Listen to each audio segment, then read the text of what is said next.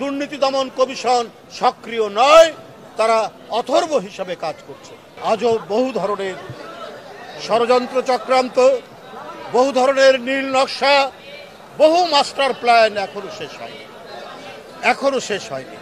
আমার কথা হচ্ছে যে আজকে যারা 28 লক্ষ কোটি টাকা পাচার করলো, যারা নিজেদের দুঃশাসন টিকিয়ে রাখার জন্য আহনাফ, ওয়াসিম আকরাম, আবু সাইদ মুগ্ধ, যে তার নিজে গুলিবিদ্ধ হয়ে তার বন্ধুদেরকে বলছে পানি লাগবে পানি, এই যে আত্মত্যাগের এক মহান নমুনা, মহান নিদর্শন, তার মধ্যে দিয়েই গণতন্ত্র ফেরানোর পথে আমরা অগ্রসর হয়েছি বন্ধুরা।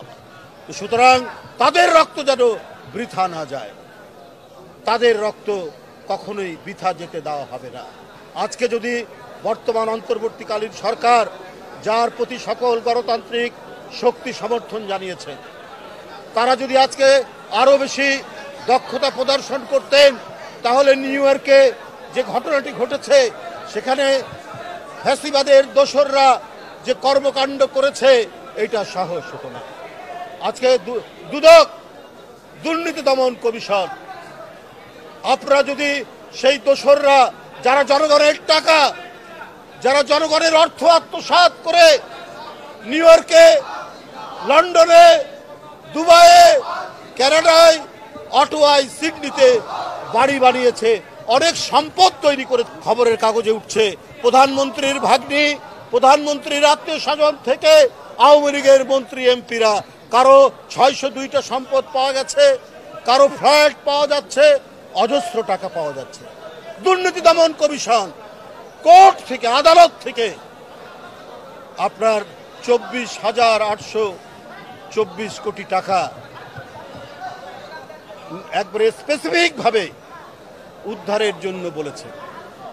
বাইরে দুর্নীতি দমন কমিশন সেখানে যে টাকাগুলো আছে উদ্ধার করবে, কিন্তু এই দুর্নীতি দমন কমিশন এমনই অথর্ব, এখনো পর্যন্ত কোন